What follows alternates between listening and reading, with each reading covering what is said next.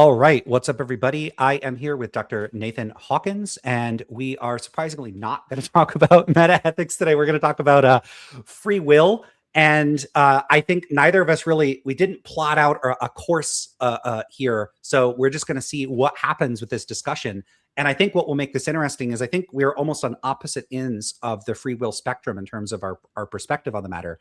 I want to see the lay of the landscape in part because I don't think I understand the topic as well. And so maybe my views will get pushed around a bit on this. That would be a good thing. Dr. Hawkins, why don't you introduce yourself? Tell us a bit about who you are, what you do, all that sort of thing, and then we'll get started. Okay, thank you. Very dramatic introduction, by the way. That lightning strike. It sounds very philosophy. Yeah. It's philosophy done seriously. I like it. I've somewhat recently finished my PhD, graduated in 2023. My thesis was on Frege's views on truth.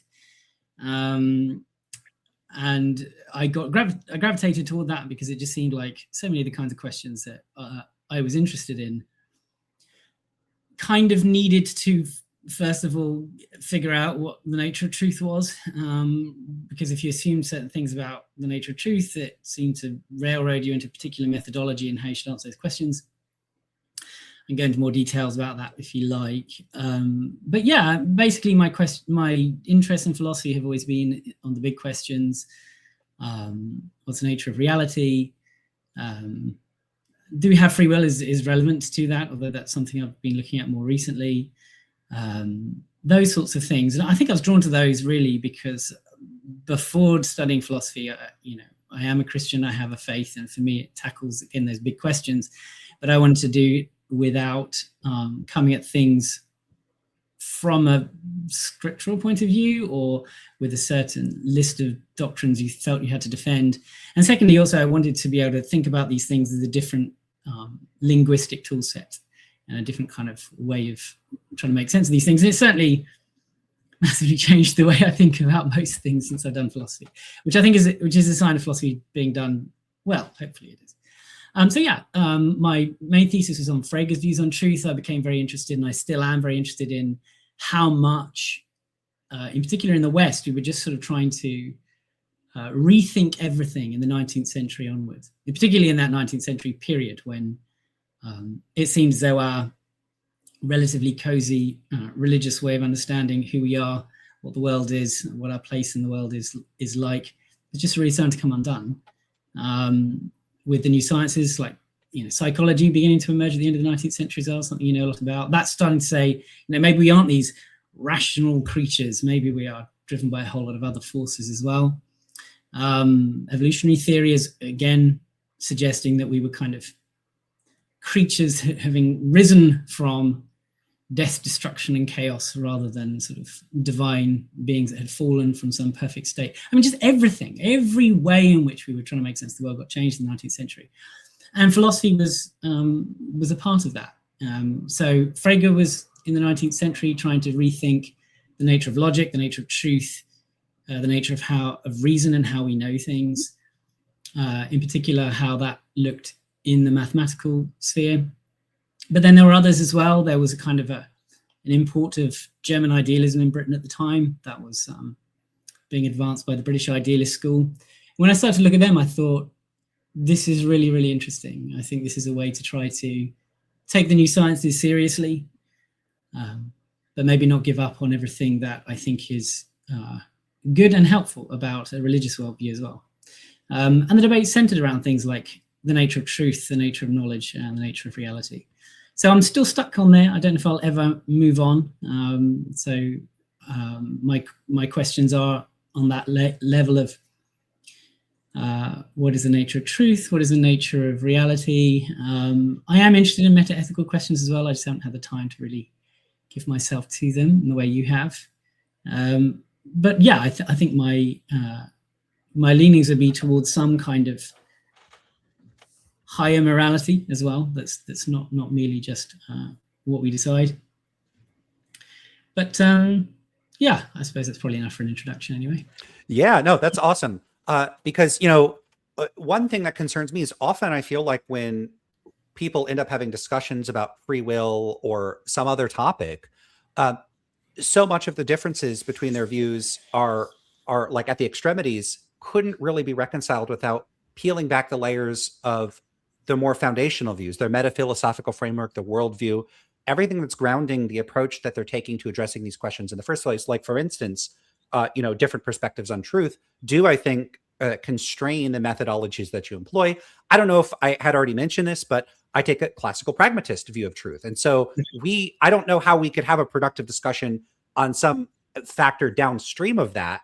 I feel like we would first have to get grounded in our perspectives on truth. And so we would have a much more foundational discussion in order to make downstream progress.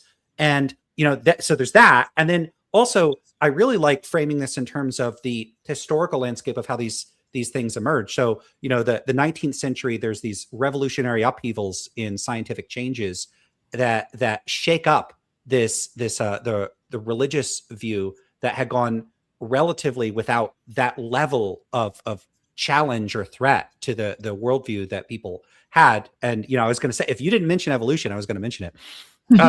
And so then you get the 20th century, like emergence of analytic philosophy coming out of that. So maybe that's something that you could say a bit about, because, and I don't know, I don't have a good question to pose here, other than to say something like, my impression of the 20th century developments that emerged following the 19th century is that very much, even if people that have been involved in contemporary analytic philosophy and 20th century analytic philosophy were religious, that there seems to be, if not a conscious, then at least an implicit secularization of the way in which questions were addressed. There's much more of this like science, logic, language, like leave God out of it approach. And you see this in, like, more recently in the reemergence of like secular views that I don't really want to get into them, but of naturalist and even non-naturalist moral realism.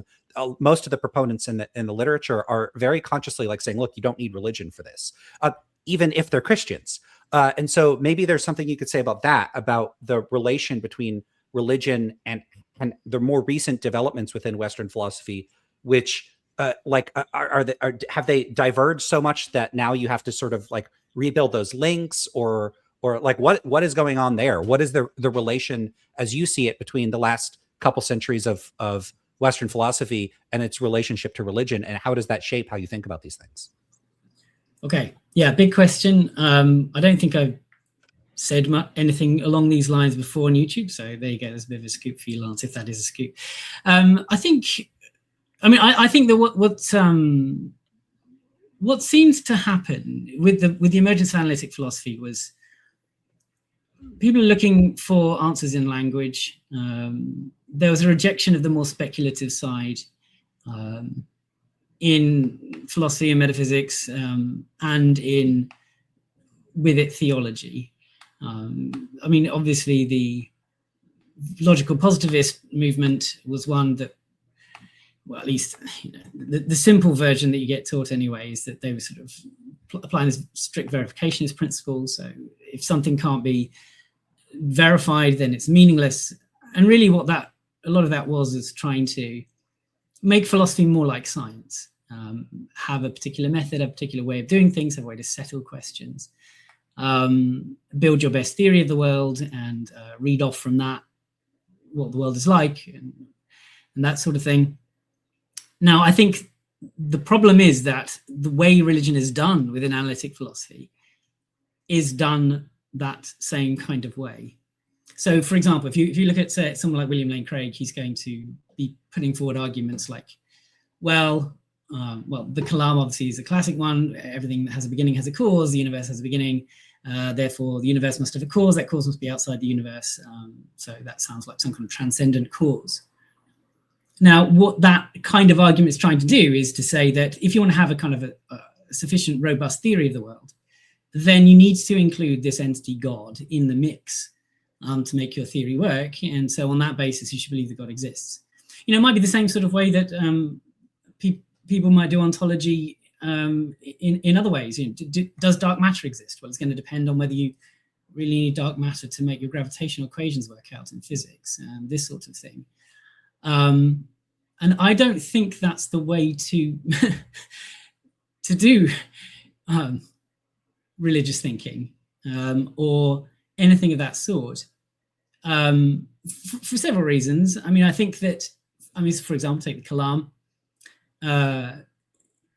If you found the Kalam convincing, you're basically saying God exists, God must exist. Why? Because of causation. This is how causation works, and because the universe exists. It's like, but hang on a minute. How sure are you that everything has been caused? How sure are you that everything that begins to exist has a cause? However sure you are of that, it will have to be greater than however sure you are of the existence of God. So God is this kind of necessary commitment that pops out of a deeper commitment to the nature of causation, which to me just seems quite strange. And whereas I think the way in which people that had, I would say, a religious temperament, prior to the way in which analytic philosophy seems to be done now in modeling itself on science, they weren't really thinking about things that way. Instead, a theistic way of understanding the world starts at the very bottom level. And the entire way in which everything is understood is in those terms. However, not by appealing to a particular set of doctrines that they felt committed to from a religious viewpoint. It's much more to do with, I think, a theistic sentiment than it was to do with a sort of set of theistic propositions. So, I mean, part of what I want to do with my work moving forward a little bit is to try to wrestle the public conversation about these things away from the kinds of what I think is unhelpful ways in which these questions are debated to something different that includes things like what is the nature of truth, what is the nature of goodness and beauty, and things of that sort, which I think are just taken for granted in most of the debates that I see. I mean, for example, Graham Oppy's book, Arguing for Atheism, explicitly takes this approach. Come up with your best theory with theism, with God as an entity in your theory, and see how strong it is as far as its explanatory strength and its parsimony and its elegance. And then take one without that entity, an atheistic theory, and compare its strength of explanation and parsimony and elegance with the theistic version, and see which wins according to our kind of standard ideas of virtues of a theory. I think that that's sort of assuming a particular methodology of how this goes about, and it's one that many religious people in the analytic tradition also take for granted, and for me is just kind of bizarre. I mean, it probably wouldn't be that weird, strange to you if you've got sort of pragmatist leanings in terms of how you interpret truth as well, because a pragmatist way of approaching questions of truth and how to make sense of the world is taking seriously the fact that we are subjects with a perspective that are already part of the very world we're trying to explain. So rather than assuming we can reach this God's eye view in some kind of abstract theory and start from there to build our conception of the world, pragmatism is recognizing our situatedness and the fact that the way in which we think is also intimately related to the world in which we live.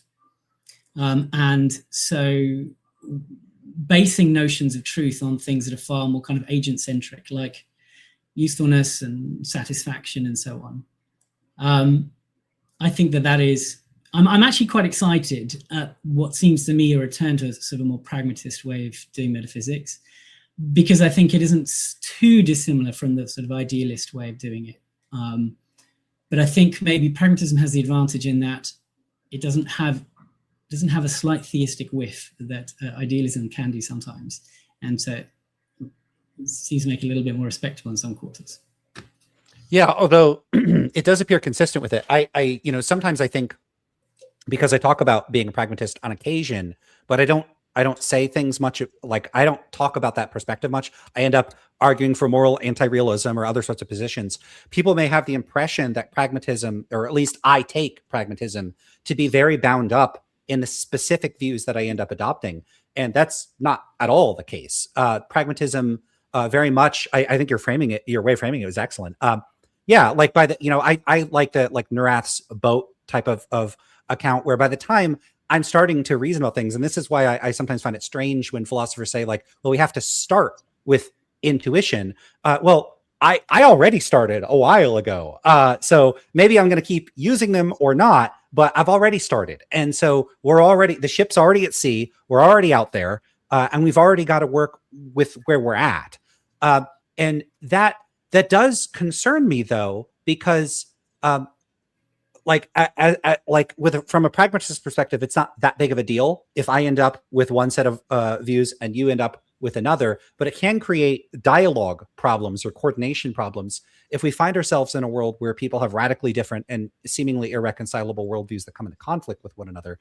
But one of the things that concerns me about that is it does worry me about the potentially radically contingent nature of where our philosophical positions end up given our initial starting points. So, you had mentioned having a religious sentiment, and as soon as you started talking about pragmatism having these like resonances and not necessarily being in conflict with an idealist perspective, for instance, I agree. The first thing I started thinking about is William James starting out his lectures on pragmatism, talking about there's like tender-minded and tough-minded people, that there's these sentiments or these personality types that influence the trajectory of people's the development of their philosophical view. And I guess where I'm going with this is it does worry me a bit that like, as far as I could tell, I don't appear to have a religious sentiment. But if there, like, what if I would think a particular religion is true, but I'm not able to get there because of the cultural conditions in which I was raised? Like, I just happen to have been born into a very secular modern world where I was exposed to a particular, all these path dependencies led me to basically having a worldview that on reflection I wouldn't endorse, and I can't get there. And the same could be true for people that have the religious sentiment. Let's say I turned out to be right about things. But then at the same time, then I start wondering, well, hold on. Do I really think that there's this God's eye view that one of us is correct and the other isn't? That doesn't seem consistent with pragmatism. But because of my exposure to analytic philosophy, maybe there's this persistent tendency for me to misconstrue things or be motivated or worry about things in terms of analytic considerations I don't actually endorse, but they just sort of linger. And it really worries me that I might see myself and others as just being this jumble of cultural influences where it's just this big mess. And I could do my best to internally reconcile things, but we might be stuck in sort of cul-de-sacs or pits that lead us to have different perspectives that I don't know that we can appeal to purely philosophical tools to reconcile, and they may not be reconcilable at all. I don't know if you could make much of that to respond to that, but do you think that might correctly characterize the situation we're in? Like, how do sentiments or like irrational considerations influence our philosophical perspectives, and how we might reconcile or maybe be unable to reconcile them? Yeah, good questions. I mean, I think on the one hand, the kind of loss that you might feel when you recognize the situatedness or the contingency of your position is not a genuine loss, because it's not there to be had. And I think yes, once you've noticed the fact that we have no way of reaching the God's eye perspective of some kind of mind independent reality out there. Once you've rejected that, whether on idealist metaphysical grounds, epistemological grounds, or maybe pragmatist grounds coming from a view of us as evolved creatures that wouldn't have any way in which to achieve such a thing, then you recognize that was never there to be had. And I think what you get then is a kind of a needed, necessary intellectual humility in your philosophical deliberations. Now, so for example, when I was, I got very fortunate to get a Bill Gates scholarship at Cambridge, which is, I was going to say, I highly recommend people try to get one. I mean, they're incredible. They pay for everything and give you a nice stipend, which is great. Otherwise, I'd be in a lot of debt right now. But when I was being interviewed for that, one of the questions that was posed to me was, because it came out in my application that I'd done some charity work coming from a religious point of view, and the philosopher on the board said to me, how do you, as somebody who has a faith, reconcile faith which accepts things without question with philosophy that questions everything? And I said I thought that both those characterizations were incorrect. So I think that philosophy doesn't question everything. I don't think it's possible to question everything, because you take the New Earth's boat metaphor seriously. Those that don't know it, the idea is you already come into this world, or even you've been thinking with a set of beliefs you've imbibed from parents or culture or something. A bit like sitting on a raft, and you might examine bits of it, and old bits of wood break off, and you replace them with other bits of wood. But it's always sort of a work in progress. You're never able to literally believe nothing, as maybe Descartes attempts to do. You're always sort of modifying your current existent state of beliefs. I think that's correct. So I think all philosophers are like that as well. And I think the more you do philosophy, you realize that there tends to be these overarching or core commitments to a philosopher's overall outlook that drives the entire way in which they interpret everything else. Sometimes philosophers are not necessarily aware of it, and they become aware of what that is later on. So I looked a lot at David Lewis when I started my postgraduate work. And in one of his later writings, he looks back and says he recognizes that the signature of all of his work was a Humean way of understanding the world. Everything is first loose and separate. You start with the bits of the atoms, you construct them mathematically with sets, and you create these worlds and so on. That was his sort of core metaphysical way of seeing the world, and so that's his way of trying to interpret everything else. Can I get everything to fit into that model? So I think on the one side, in philosophy, you literally cannot jump outside of your own skin and try and see the world in a non-perspectival way. And similarly, actually, though, I think it's also a mischaracterization of faith, or at least faith done properly. I don't think faith is about accepting things without question. That certainly doesn't mean the history of religious developments, and I'm not just talking about Christianity, I'm talking about other religions as well. There are times when the reality that smacks you in the face demands a rethink about the ways in which you make sense of God, of yourself, or the world around you. And for example, in Judaism, it was a question of whether there was a resurrection or whether this life was it. And that was taking place before Jesus came along. And so I think really philosophy and religious temperament are quite wedded. Bradley, who's my favorite philosopher, certainly thinks that anyone only does metaphysics if they have some kind of hunger to understand the deity. But I think what he means by that is the idea of there being a reality beyond just the one that you're presented with, and that there is a way to try to understand things more deeply and connect with the world more deeply through the process of rigorous inquiry, utilization of reason, and so on. So I think that even though there are seeming pitfalls, like you said, maybe we'll get to a point where we can sort of intellectually recognize that something actually makes more sense rationally, but not have the heart to go there, which is one of the things you mentioned. Now, I think that's possible. I also do think, though, certainly judging by my own case, that the heart sometimes catches up with the head. If your mind is starting to genuinely see things differently because you're led to that through rational considerations and conclusions, even if it in some sense repulses you, it takes a little while for the heart to the heart is sort of, I think, more like the storage or the reservoir of where everything is gone. But once you start thinking in different ways, after a while, it becomes much more natural, and you're more comfortable with it. So I think really the heart and the head are sort of symbiotically related. There's a lot of push and pull relationship.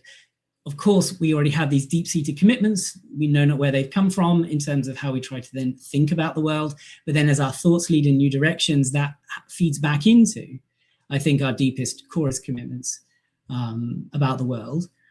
And then the other thing you mentioned was incommensurability. Maybe it could be that we just have worldviews that are so far apart, we are unable to meaningfully engage in conversation. I only think that's somewhat of a problem, because we each live there is something public about the world, even though I would contend, and presumably you would contend, that there is no entirely separate, objective world that we all inhabit. Of course, the worlds in which we inhabit, the world that presents itself to our senses, is incredibly shaped by our value system, the concepts we're using to carve it up and make sense of it, the things we pay attention to, the things we notice, the things we don't. And all of those are incredibly linked to who we are as people and how we think. So the world isn't entirely independent of the mind that beholds it and perceives it. However, there is enough that is public and shared to give enough of a foundation for communication, I think.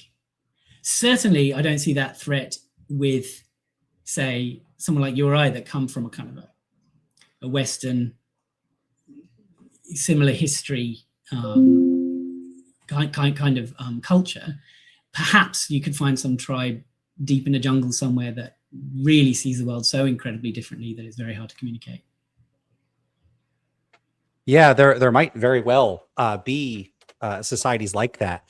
One unfortunate thing about that is, I don't know if you are how interested you are in comparative linguistics and language and different cultures and how that might shape people's philosophical perspectives, but I'm very much interested in it. But a lot of languages are dying out, a lot of cultures are dying out. So we may reach a point where we just won't know, and that concerns me. Yeah. So I haven't really thought about that enough to be concerned about it. Maybe I should be, but I have read recently, and I'm talking to her this weekend actually, Linda Zagzebski, her recent book on this. Yeah, I saw. I was really excited about that. I was like, oh, I got to see that. That's going to be awesome. That's good. Well, one of the things she says, which I found quite interesting, assuming it's true, she said that all languages discovered have a difference between first personal, second personal, and third personal. I'm not sure if they'll have the pronouns, but they'll have the different ways of expressing, whether it's the I, you, and he, she, it kinds of expressions of verbs. And she seems to think that that's firmly rooted in ultimately in the Trinity, I think. But this idea of the sort of the I, which is the purely, I mean, you don't have to link it theologically, but it certainly seems to me that the notion of I points to something fundamentally subjective. The notion of you points to something fundamentally intersubjective, a sort of a shared subjectivity. And then he, she, it points to the objective, the way in which things are experienceable from the outside. And that sort of idea about this sort of separation between the external, the internal, and then some sort of shared public, but not completely external way of thinking about things just crops up all over the place. And so whether that's because it's rooted in our language and so it's rooted in the way in which we think and interpret the world, or whether it's because it is that way that our language has hooked onto something more than merely linguistic, I don't know. But if you're wanting some suggestion that there is something genuinely communal, then maybe there are things like that. And I don't know what you think about rationality, whether rationality and logic are completely shared across worldviews and cultures and boundaries. I'm not sure. You do the experimental stuff, not me. Well, that's something we might get to, because I think that part of what I was most interested in with your discussion about free will, and I guess that's what we'll segue into, because I'm billing this video as being about free will, and we started on a different, like on a path that may never get us there, because there's so many questions just to ground where your and I worldview are, where our respective worldviews are coming from and located, and how we think about these things. And so I feel like we could probably have a 6-hour conversation just on the history of analytic philosophy and how it got us to where we are. I see all of that as relevant. There's these questions asked about language and culture and all these sorts of things. But this is well, sorry, I should say what I was most interested in was your discussion about normativity and self-defeat for like worldviews that reject, like that endorse certain views of causal determinism that end up trying to leverage that to reject free will. So before we get to all of that and see and maybe mention, I'll share what I know about the research on the psychology of free will. If we get to that point, it becomes relevant. Why don't we just get situated with this discussion about free will? And I do think what we've said is relevant to this, and I think it's free will is such a fantastic topic for being on the one hand, this like a view that's often highly, there's all this metaphysical stuff. It's like deep in the abstract weeds. And yet yet I think a big part of the motivation for being interested in free will is very much a grounded practical concern, because at the end of the day, free will is something that is deeply important to people's sense of meaningfulness, of like it. For many people might struggle to even get a sense of like, what's the point in doing anything if I don't have free will? And at the same time, it's not just an internal personal thing, but there's also social and institutional considerations. Criminal justice has been, roiling, at least in the academic landscape, with this question of okay, well, if everything is causally determined, and if you look at these like Libet experiments and all these things where we could predict everything, what do we do about responsibility? Because someone might argue, well, okay, well, if somebody forced you to do something, you're coerced, then maybe you're not responsible for it. Or if you have a brain tumor in your brain and we remove it and you totally go back to normal, maybe you're not responsible. But hold up, what about the child that was raised in a harsh environment and they end up acting just like the person with a brain tumor, not because there's a brain tumor, but because the development of their brain led to the neuronal structure being in a certain way? What makes them any more responsible than the brain tumor, or the person that was cursed? And so you have that scientific, people have appealed to those scientific facts to threaten this sense of moral responsibility, which is in turn predicated on this notion of free will. And that's what's supposed to be, that whole mix there is supposed to be threatened by the science. Now, I'm going to guess you don't find that to be much of a threat to any genuine or defensible conception of free will. And I don't think I do either. I think that's a very misguided way of thinking about whether free will is threatened. But before we even get to any of that, why don't we start? In fact, actually, let me just ask you, just real quick, you would agree that that stuff is a no-go as far as really providing a robust threat to free will? I think a lot of the things you said are just very confused. No, not what you are saying is confused. The kinds of views that you're recounting are confused, because they're mixing two notions of causation that need to be kept separate. So on the one hand, there's a notion of causation where if you're coerced, if you're forced to do things, well, we recognize even now in criminal law, there's at least some mitigation of responsibility in such cases. And then what happens is you're interpreting something that is about the laws of physics or something to do with the society at large outside of you as being like a form of coercion. And so, well, if we don't think you're responsible, if you've got a gun to your head and you're doing it in the same way else, to kidnap your children or whatever, and threatening to kill them unless you do it, then surely what difference does it make whether it's some terrorist with a gun or if it's the laws of nature or your parents or something? You're not responsible. So I think those two ideas need to be pulled apart. They've been pulled apart philosophically for a long time. That's sort of the compatibilist way of understanding free will, which is let's distinguish between a kind of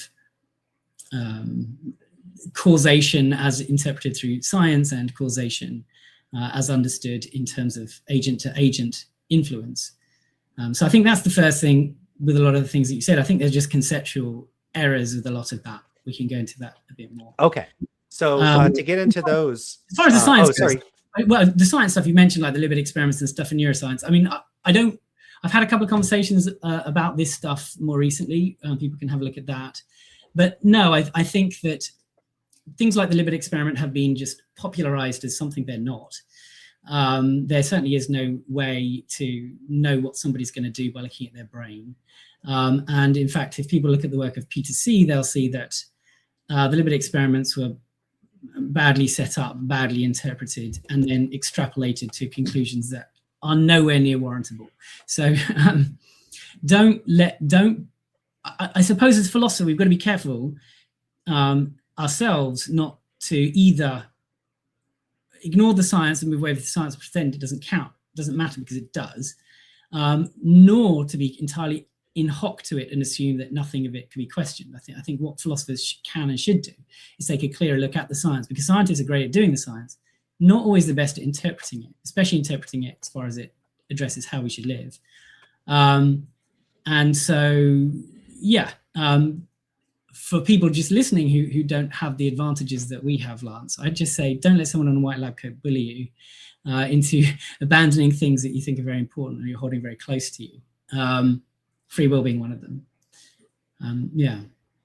Yeah, I will say it's not just philosophers that often don't do a good job of interpreting science. It's often the scientists that don't do a good job of interpreting That was my science. point. Sorry, that Yeah, was and so, oh, right, no, fair enough. But this extends outside the Libet research to a lot of, because I do research on how non-philosophers, like lay people or ordinary people, I hate that term, the folk. It makes them sound like peasants. Like we're nobles and they're peasants. I don't like that framing. But I do a lot of research on that, and you know, in the early days of that, and I don't want to dwell too much on this right now, but it's early days, like 20 years ago, because it hasn't been around that long. Um, People wanted to draw all these grandiose conclusions from like, hey, we did a survey and 70% of people think something. And there's just, often the studies, they might not replicate, or they're not, they don't replicate in different populations, or there's methodological problems with them. And so people should be very cautious about interpreting psychological research and scientific research more generally at face value, not just what scientists extrapolate from it or what philosophers extrapolate from it, but we're not dealing in psychology with a super duper mature science where you should be quick to adopt the perspective of the implications of whatever headline you've most recently heard. And so that very much is a concern of mine, because of working at that intersection, that sometimes people get the impression I'm one of these people that naively interprets the science. And I think that's another point where you and I would probably have a similarly cautious perspective. But before we get into all of that stuff, let's lay the landscape out for people. Like, what are the different options on the table as far as free will goes? And one question I really want you to try to address in that mix is like, what even is free will? Because there's these, I typically, when I see people talk about the different perspectives, they'll give all these different perspectives, but they don't stop and go, okay, here is what free will itself is, in a way that sort of unifies those different perspectives. So if you could address both those, what's the lay of the land, what are the options on the table, and what is free will? Okay, yeah. So you also asked about what unifies free will. I think what unifies free will has to be something that we don't link to a particular theory or description. I think really what we're trying to do is acknowledge a certain phenomenological aspect to being human. That means it at least appears to us that there is a distinction between some things and others, that on the one hand we might think some of them are under our control and others are not. So our heartbeat is not under our control. Our breathing is somewhat under our control. Most of the time it's happening autonomously, but we can choose to breathe and not to breathe and hold our breath and so on. And then there are other things that seem almost exclusively under our control, such as our eye movements and things like that. And then there are maybe some gray areas. What about our sequence of thinking and emotional reactions? We seem to have some form of... So there seems to be a phenomenological difference that requires explanation. And I think really that's what unifies all of the ways in which people try to then make sense of this. Now, how do people try and make sense of it? Well, there's one way in which people... I don't actually know what your position is, Lance. Maybe you should reveal that at some point. But there's mainly sort of three views with some nuances between them. So a libertarian view, which is what I would call myself a libertarian. A libertarian view is that pretty much the things that you intuitively would associate with being free are in fact accurate. So it means that when you make a deliberate and you perform an action, that you could have done something different. It was possible. You did A, but it was possible that you did B instead. I think that's a constraint in the world, as a metaphysical constraint. Then there is the idea that you were the source of those actions, because you can get possibilities without that kind of responsibility that you were, in some sense, one of the causes of those. We might have to talk a little bit about how we use cause in that sense. There are different views in it, but that's the idea, that the two sort of ingredients are could have done otherwise, possibility of other events and actions, and then being the source of at least some of those. A compatibilist says you have free will, but you don't need. They bracket out the question of whether there were other possibilities or not. They say all that matters is that you were the source of those actions in some way. that you were the cause of them, or you're part of the reason for them having occurred. And as long as you have that, that's what free will is. That distinguishes between your heart beating and, say, you holding your breath if you chose to, that you were the cause, or there was something that we can associate enough with you to count for that being the case. Then the other position is that you don't have free will at all. Sometimes that is because what they tend to do is they tend to accept a libertarian conception of what free will would require. For you to genuinely have free will, you would have to be the source of your actions, and there would have to have been genuine alternative possibilities. And then they basically say, well, they reject one or other of those. So the incompatibilists say the alternative possibilities are not to be had because reality is causally determined. That can come out different ways. Maybe a simple way would be something like, given the entire state of the universe at a certain point in the past, maybe just after the Big Bang or something, the laws meant that the world just had to end up being like this. And I just had to have muesli for breakfast this morning. And so there was no alternative possibility. Therefore, you don't have free will. Hard incompatibilists allow there could have, in some sense, been alternative possibilities. They could accept there's indeterminism in the world, maybe because of quantum mechanics or something of that sort, that there are different ways in which the world could be. But they think that however those alternative possibilities play out is nothing to do with you. So they kind of deny the source of it. You are not the source of things being that way or being the other. So if you're a hard incompatibilist, you think that actually the hard incompatibilist shares in some ways with the compatibilist the idea that causal determinism is not what's relevant here. The compatibilist says you could have causal determinism and still have free will, and if you don't have causal determinism, it doesn't matter because our conception survives either way. The hard incompatibilist says either way you don't have free will because you're either not properly the source or there isn't properly alternative possibilities, something of that sort. And we can get into a little bit more of the details as we go. Yeah. Well, so the first thing I'm interested in is, if you endorse the libertarian conception of free will, why don't you go in for the compatibilist view of free will? Like, what would be your objections to or misgivings about that perspective? Yeah, so I think the compatibilist view is pretty good, but I think that I also think that you should be a libertarian as well. But if you're a pragmatist, I think you have to be.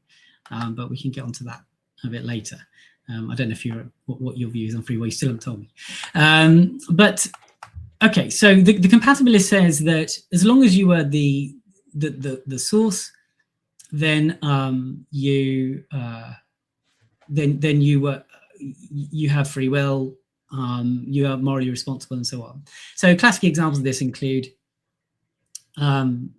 Frankfurt. He's got some good papers on it you can read. The kind of rough idea is that, well, it doesn't matter whether the actual world could have been otherwise. All that matters is something like, if you had made a different decision, then the world would have been different. That's all that the possibility thing requires. It just means that you had the ability to do B. It doesn't mean that B could have occurred from a metaphysical point of view. And the idea of having the ability to do B is linked to, if I had chosen to do B, then I could have done B. So it's a kind of modality that's tied something towards our physical capabilities. So one thing I should get out of the way, which pretty quickly stumped me to begin with, because so often when I talk about libertarian free will, I get this, what I thought was a totally bizarre response, something like, if you have free will, then fly to the moon, or if you have free will, make $1 million appear in your bank. Right? The idea that free will is omnipotence. I don't think anybody thinks that. So as a libertarian, I'm not saying that there is every other possibility open. I'm just saying there's more than one way in which things could be, and that you have some role to play in the way in which things are. The compatibilist as well has a notion tied to our constraints. So the idea would be that B was an alternative possibility because if I had decided to do B, then B would have occurred. And that is going to be based on whether what falls within their powers or capacities. So no, a compatibilist would say, no, I couldn't have teleported to the moon, because if I decided to teleport to the moon, I would not have teleported to the moon. But I could have decided to eat cornflakes for breakfast, because if I had decided to eat cornflakes for breakfast, I would have eaten cornflakes for breakfast. So it's a kind of analysis that is based on your abilities. But they don't think that causal determinism is a problem to that, because even if under the point of view of analyzing things according to sort of a determinist view from the point of view of physics that says, well, actually, sorry, but computer and laws of physics say no, that doesn't matter for their analysis. Now, I think the reason I'm a libertarian is twofold. One is that I think a good understanding of modality and an understanding of causation means that we should keep separate a kind of mathematical construal of the world that we might get from physics, which is the only place that you might have any kind of threat to free will. We should keep that separate from our notion of causation, which is more this coercive sort of idea. Which means that then, if we're talking about the causal determinism isn't the sort of thing science puts forward, and any proper interpretation of what causation is requires us to understand that we as agents affect the world. So this is a relatively long history of interpreting causation this way. Bertrand Russell has a paper at Collingwood writes, and now it's part of often pragmatist interpretations of causation. I don't know if you've seen the work of Hugh Price and Peter Menzies on this stuff. The idea is that causation as a notion is intimately tied up with our capacity to manipulate the world. So that, I think, strangely, you couldn't have causal determinism of a proper sort without free will, or taking free will seriously. Secondly, at least from my discussions with Peter C., for example, he's saying that he's a realist, naturalist, atheist, physicalist guy, and he says he's a neuroscientist. He works in the brain and says all the sorts of things that libertarians are talking about, free will requiring, does in fact occur in the physics of the brain, in the neuroscience of the brain. So his position is that, given that, in his view, the best information we're getting from neuroscience says that the ingredients required for a libertarian view can be seen and interpreted in the neuroscience, why settle for a compatibilist view of free will that doesn't give you everything that seems to be related to our phenomenological experience? Now, I think I've mentioned that I'm an idealist, so I'm starting from saying free will, I think, is such a fundamental part of our experience of the world that it is a datum that has to be accounted for. I welcome the stuff coming from neuroscience, because to me that is just the way in which what free will looks like to people when you look into your brain. Is the manifestation of the expression of free will as occurs in human creatures. So I'm not doing what Peter C. does, which is sort of saying, this is what's happening in the physics world, therefore we can take our subjective experience seriously. I'm kind of going the other way around and saying, well, given that the subjective experience, I think, has to be taken seriously, it wasn't a surprise that it manifests itself in some of the neuroscience as he was putting forward. So, yeah, I guess that kind of answers your question, hopefully. Yeah, that is really cool. I was especially intrigued by the suggestion that if you're a pragmatist, you ought to endorse libertarian free will. So I noticed myself reflexively smirking when you mentioned a couple times now, wanting to know what my view was, and I'm not trying to not say what my view is. I'm trying to not derail. And so let me preface that with a couple things. So although I am a pragmatist, I'm not just going to parrot something that like William James would say, or a classical pragmatist, and I don't think that they would want me to, and I'm not inclined to. But I very much injected the pragmatist perspective that I take with a contemporary psychological perspective on a lot of these sorts of things. So I don't know if you know, but my PhD is actually not in philosophy; it's actually in psychology. And when I did my work in philosophy, I did it through a psychological lens, and I take very much a psychological perspective on how we approach a lot of these matters. And so, it's very fascinating to me that you grounded what's shared across these different conceptions of free will in our phenomenology. And the first thing that jumped out at me, that like I flagged, because I'm very sensitive to this in meta ethics, when people say we experience morality, like William Lane Craig says this. You mentioned Craig, so I'll mention like the way Craig frames things. Craig will say, when it comes to meta ethics, we experience the world as it being this, like there's this the realm of objective moral facts. And my initial reaction is, who is we exactly? You know, you had mentioned there might be some indigenous societies that might have a different perspective than you or I coming from a Western perspective. And one thing that I immediately wonder is, well, who is we when it comes to this phenomenology? And, you know, part of what I think motivates my concerns about different temperaments is what got me into doing philosophy in the first place. And I promise this is relevant. So this goes all the way back to, I remember being in an intro to ethics course and encountering the trolley problem. And, you know, the switch case, I'm like, yeah, sure, whatever, I'd pull the switch. And then we got to the footbridge case. And my reaction was something like, you know, I wouldn't want to push a person off a footbridge. I recognize it would maximize utility. If I'm committed to maximizing utility, that's the thing I think I should do, but I'm not sure if I could. And so I was kind of at arm's length from it, where I was distancing my emotional reaction from the philosophical reaction. But what I didn't feel is this like seeming or appearance, to use the contemporary language that people often use, that you should push or you shouldn't push. And through discussion with other people, it became increasingly evident that the approach many other people took to addressing thought experiments and philosophical cases was to be responsive or reactive to their sense of what's true. And I found that I didn't have a sense of what's true. So if I'm operating from this like Neurath's boat perspective, there seems to be some kind of gap between what I think or believe is the case and my sort of affective and phenomenological response to it. And this is applicable in the case of free will as well. And so just to put that card on the table, I don't know that I have the phenomenology of having free will. And so if I'm now to theorize with the phenomenology of free will being a datum, it might be a datum that I don't directly experience. And so that creates a problem. And the problem it creates an epistemic problem for me. It can also create a social problem. I have had people float the suggestion that part of the reason my philosophical perspective is divergent is because there's something phenomenologically or conceptually different about me. Maybe some piece of my brain is missing, or I'm developmentally different. But rather than going that route, which I think is a possibility, I do think it's possible that people are socialized or enculturated into a particular phenomenological set of presuppositions or way of experience. I shouldn't say presuppositions because that wouldn't be phenomenology. That the way that people experience the world may be shaped by culture and upbringing, and that maybe for some reason I'm different and people from some other culture would be different.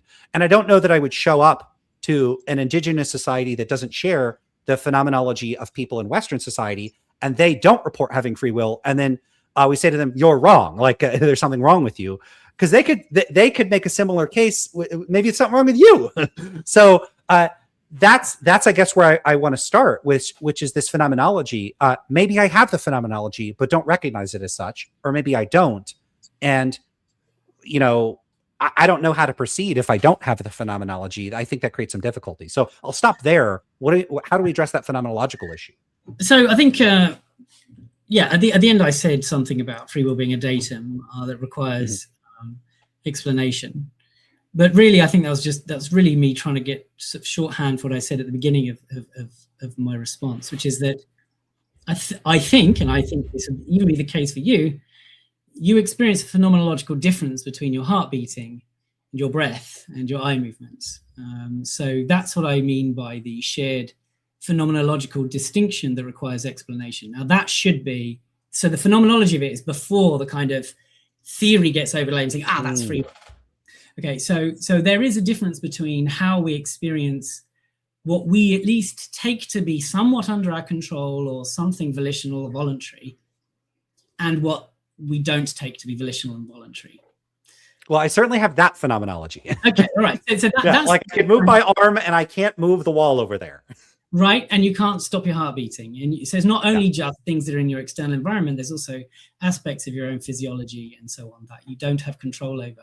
You also don't you don't have control over sort of suddenly bringing to mind the solution to the Riemann hypothesis or anything like that. So it's not purely physiological. There are other things. So that's the phenomenology I'm talking about that I think everybody shares. Now, so you need some explanation. As Bradley might say, there's no distinction without a difference. What is it that sort of brings apart the difference between those two?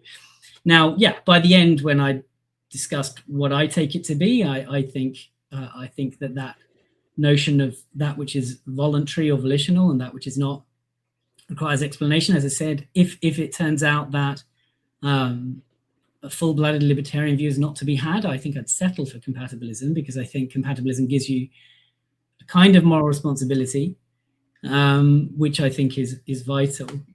But I also think we want to be careful about assuming the phenomenological is always in propositional form.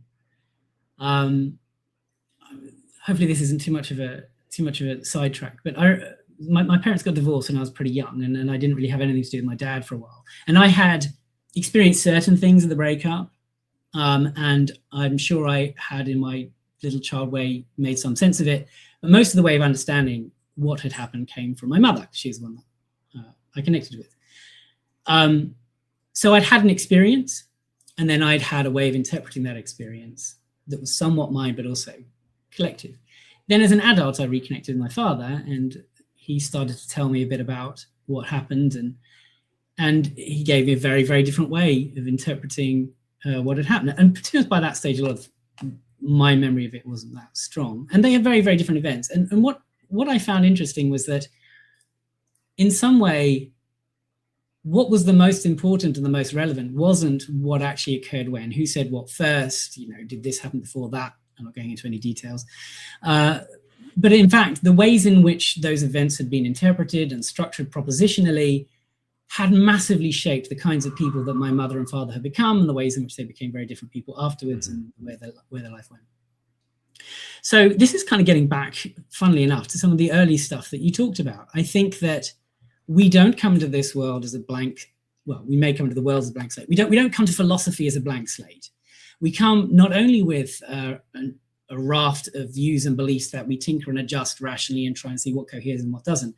We also come with this non-rational, phenomenological side of things that may or may not be entirely public. I'm totally happy to think that what we experience about the world pre-cognitively, like before our mind starts to linguistically report it, can be different between different people.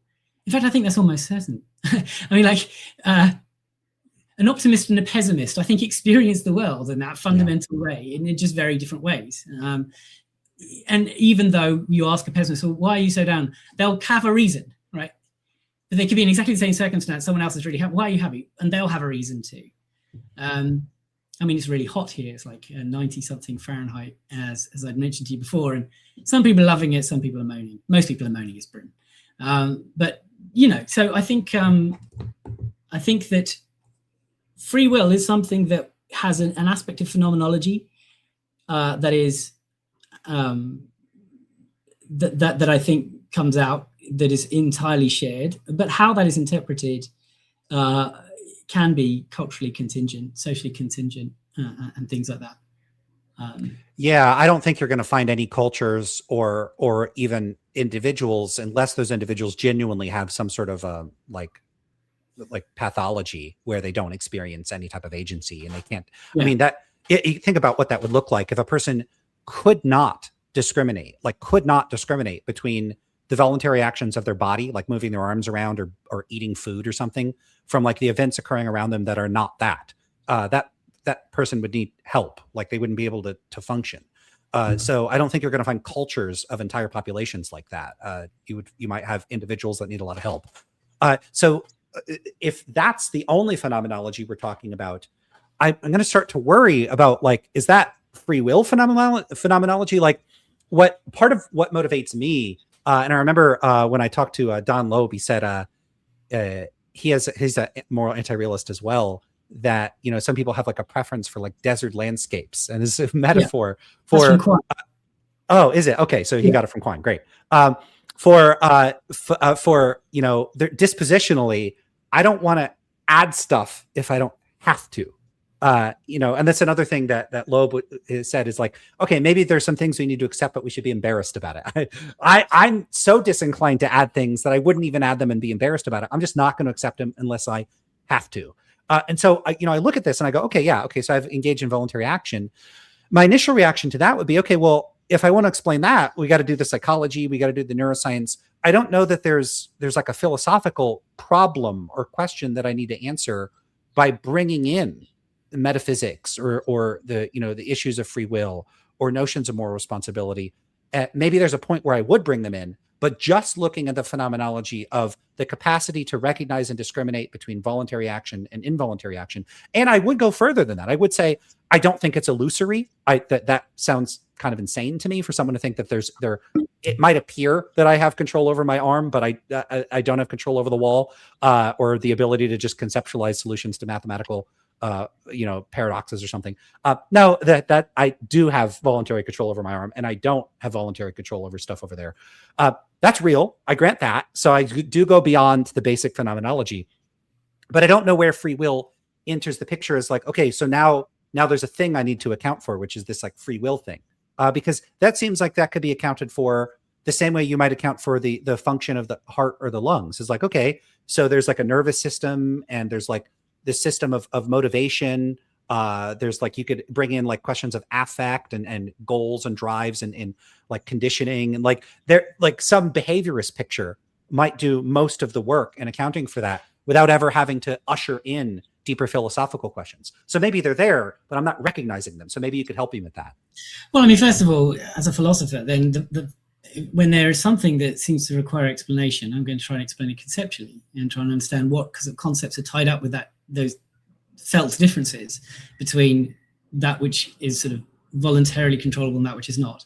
So let's also not try to make it out as though our actions are as simple and unitary as sometimes debates assume. So if I'm making a decision about these are the kinds of things Peter C gives, he's thinking, okay, let's have some dinner with some friends. Then you think, who should we invite? You pop up all these different names and things. Oh yeah, we haven't seen them in ages. Let's invite them. And then you think, oh, that person, no, because remember last time what they said about, oh gosh, and remember how much they hate them. So we won't choose those. And okay, oh well, let's use this person instead. All right, what should we cook? Oh, we've got that steak in the freezer. Oh no, because they're a vegetarian. So basically, what we experience when we're making decisions, especially not things that are just an autopilot, when we're deliberating about things, is our imagination throws up a whole bunch of different possibilities and options. And then another part, we then evaluate those and we sort of simulate those as to what it would be like. You might picture them around the table and then notice something, or we might think, oh, what about steak? Oh, yes, that's lovely. That would be, I really feel like a steak. So these sorts of things engage our emotions, they engage our appetites, the non-cognitive aspects. They also engage our rational aspects, where we think through whether that's likely or possible, or the logistics of doing such a thing. So this is part of our, I think, experience of deliberation and making decisions.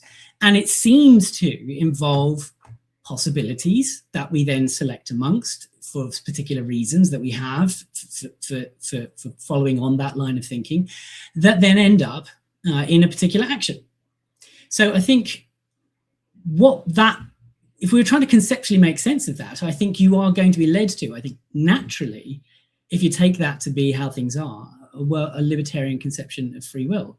Now, if you think you have other grounds to say that's not what's really going on, for example, if you're trying to look at the psychology or behavioral side, or you're taking physics seriously, my first question would be, well, one of the things is that you cannot evaluate counterfactuals using physics or psychology or behaviorism at all. You don't know how things would have been if things had been otherwise. The only way we do that is through playing it out in our imagination and through thinking about models and things like that, or taking the laws to be modally flexible. If things had been that way, then they would have been that way.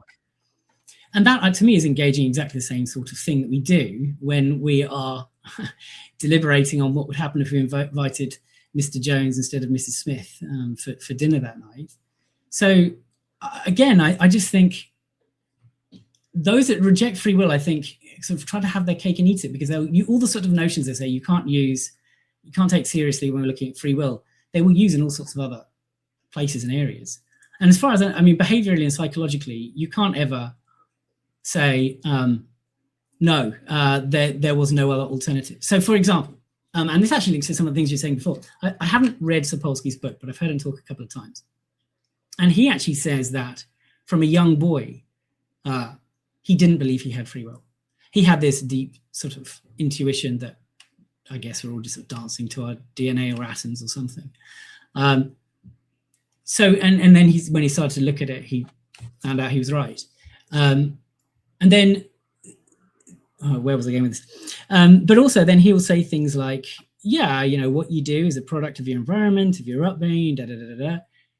Now, of course, a libertarian isn't going to say none of that stuff matters. Of course that matters, massively matters.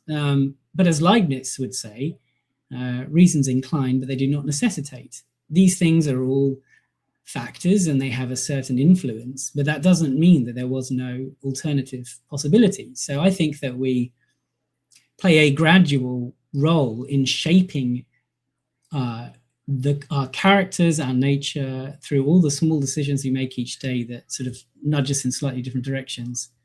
And I don't really see and haven't heard any good reason to think that what our subjective experience is of being agents shouldn't be taken to be how things are. Right. Well, I certainly have the subjective experience of being an agent, but, she had asked for my position, and I don't know that there's a name for my position. When people have asked, I say that I'm a free will quietist. And I think the reason I'm inclined to say that is because I'm not inclined to, I don't get the sense that determinism matters here in some deep way that poses a threat or doesn't pose a threat. It's more that I'm not sure what it is I'm supposed to be accepting when I accept an account of free will. And part of the reason for that is when I look at the philosophical landscape and I see the positions on offer, it's not quite clear to me what free will is supposed to be as something distinct from a description of the agency of an organism and what its capacities and abilities are, in much the same way I might describe like a refrigerator's capacities. It's just, we have a particular set of capacities, refrigerators have a particular set of capacities.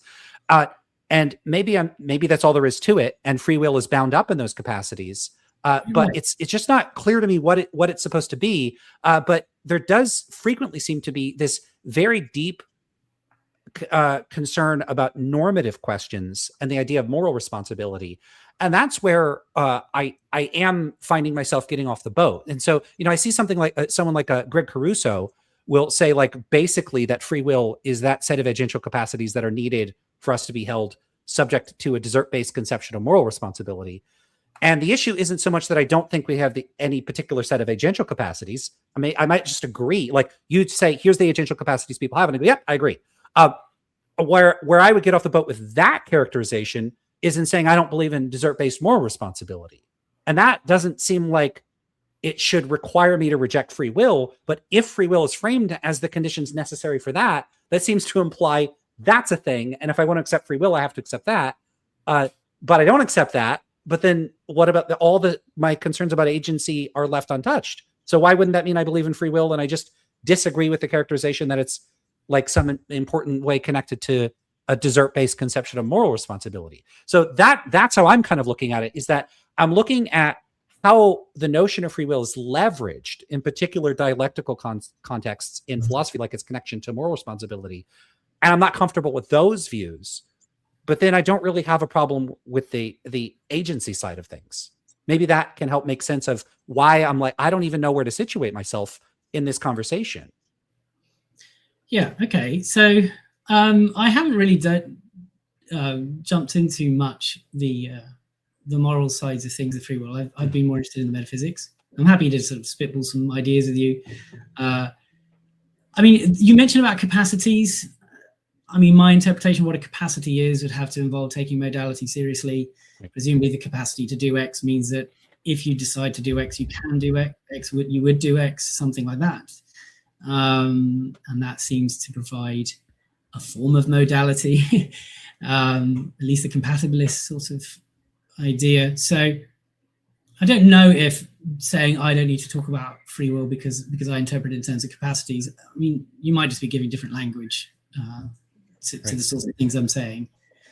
I mean, again, moral responsibility, I think, again, I would start from the phenomenology of it. There are times when there's something I did and someone might be very angry with me and I just think, well, I didn't really do that. It wasn't my fault. I didn't mean that was an accident, or I did it on purpose. Like, we distinguish between things we do by accident and on purpose. And we have some idea that that's related to how responsible we are for it.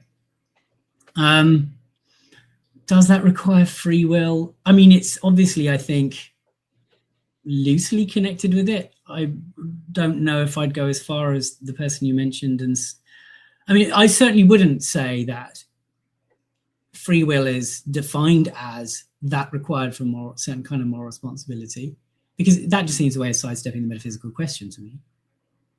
Yeah, because it doesn't tell me what free will is. It's some placeholder concept. And I think when I've written about this, I've said, okay, so whatever it is, we don't know what it is. It's required for, so X is required for Y, and I'm going to tell you what Y is. Well, that doesn't tell me what X is. So that's not a very helpful characterization of free will. And I didn't find that very satisfying. But maybe if I come at this from a metaphysical perspective, I would find free will less of a problem, insofar as I don't see it necessarily as committing me to certain views about moral responsibility, because that's where my concerns ultimately lie. And that has been my introduction to it. And it's interesting that you're approaching it from a metaphysical perspective, because the psychological research has recapitulated this very close connection with moral responsibility. And so, when I started looking at this, I started looking at it from a psychological perspective, or a perspective informed by psychology, and from this perspective of people that are very much concerned about like criminal justice reform. Somebody like Sapolsky is going to be very much concerned with the practical implications of rejecting free will. And that's Caruso's like whole thing, which is that we need prison reform. He has this quarantine model of how we should treat people differently from a criminal justice and legal and social perspective, because we don't have free will. And so the perspective, there's like this whole literature, both in the sort of popular outside of philosophy scientific view that Sapolsky and I don't know, Sam Harris and people like that are going to take, but then within philosophy as well, from people like Caruso, that is very much intertwined with these practical considerations, that it strikes me that that might not even be your approach to it at all. And that's where I'm getting off the boat with that stuff. Like, I look at the people arguing for libertarian free will against those perspectives, like Caruso's, and I'm like, okay, well, I don't think that we're morally responsible in the way they're saying we are. But then when Caruso says we have to reform things, why? I don't see why our practices would have to change in response to like metaphysical considerations, because if you take a pragmatist view of this, you can preserve pretty much the same course of action and perspective that you're already inclined to preserve without having to buy into some of that stuff. And then finally, I'll just say about that, a lot of times they import, like Sapolsky and others, like Libet type scientific stuff that I'm like, I don't think this shows what they think it shows. And even if it did, I don't think it would matter. And so there's just this whole literature I've dipped my toes in. That's not where I live. Where I'm like, something seems funny about this, like this connection with morality and practical questions. And if you could give me a different perspective on how to look at free will, I might be like, sure, okay, we got free will, and it just doesn't have to do with that stuff. I don't know. Yeah, so Peter C., when I talked to him, he said that he thinks people like Sapolsky are motivated by trying to overturn the idea of sort of punishment, or sort of retributive justice, and that he thinks that that's a good motivation, that's a good aim to have, but he thinks they're using the wrong vehicle to do it by trying to take the legs out of free will to justify it. And the reason he thinks, well, first of all, is if that's why you're doing it, it's a bit disingenuous, I think, especially if, like you say, you're wheeling in the science, which is then you're basically giving the metaphysical basis for the practical, pragmatic, or moral changes you're trying to make. But secondly, what Peter C. sees, and I'm sure he's right, because as I said, I haven't so much looked into the ethical side of it, is that it also leaves people without a lot of other things. it doesn't merely sort of say, oh, you shouldn't punish people. It also means that people feel that there's no meaning to life. They don't think that they can make a difference to what happens because they feel like they're not agents. You know, what's the difference between me and a rock, or whatever. And so whatever the aims and objectives are for making the world a better place, I think they need to be a bit careful the ways in which they're doing it. And it seems to me that I think those are separate questions. I think you can ask about what's the proper way to treat criminals or people that cause harm in society that doesn't demand you get your metaphysics straight first. But I haven't massively thought about it. I don't know what I think about criminal justice at all. I do take morality seriously, but yeah, I haven't looked at it to the degree that you have. Yeah, so it sounds like Peter C. I'm going to have to read this stuff because it might be a good set of bridge work for bringing in and incorporating considerations about the empirical stuff and the approach you take. And that might give me a different perspective on this literature. I think I should probably just also talk. Like maybe I'll go reach out to Greg Caruso and bring him on here to talk about this stuff. And he certainly approaches this from a more informed philosophical perspective than what I've seen from the popular science stuff. I should just say, part of the reason I know you mentioned Sapolsky, but like Sapolsky, I've seen his lectures on like biology and stuff, and I think they're great. But when I think he had said something, I don't know if it was an interview or something, but I think he had said he hadn't read any work in free will before starting in the book. And then, I don't know if you've read Sam Harris's The Moral Landscape. Have you read his stuff on free will? Okay. I have it, but the little I looked at it is no. I mean, I actually don't read much of the stuff that I comment on. The only reason I comment on that stuff is it's in the public domain more. I tend to read more of the academic stuff. Yeah.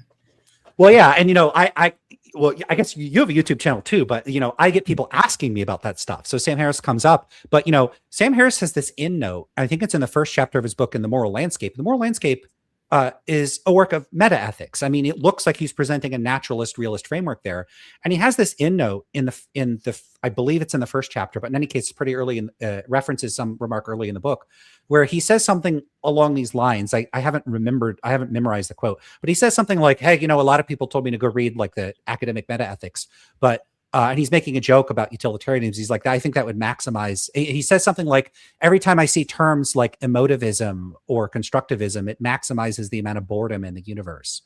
And he's like, I'm just not going to engage with that. And I just found it strange to write a book on metaethics and then dismissively say, I'm not going to bother reading any metaethics when writing this book.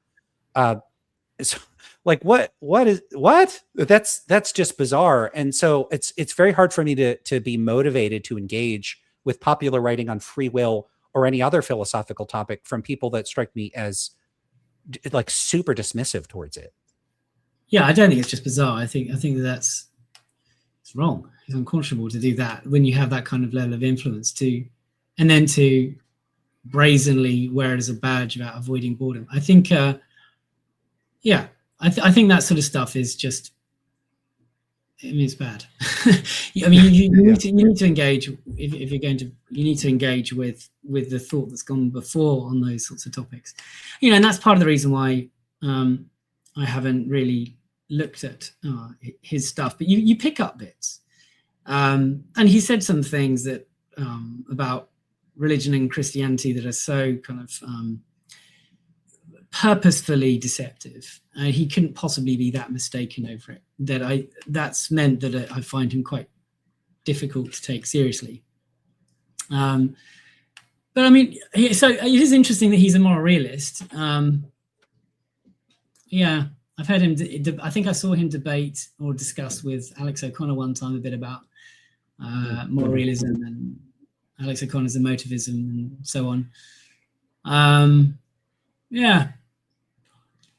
To be honest, for me, the kinds of views I would lean towards, or I would say I'd lean towards in terms of meta-ethical view, is tied up with my idealist metaphysics. So that's why it's quite difficult to engage with it on the kinds of terms in which those debates are set up, because they're usually absolutely set up in a very different way.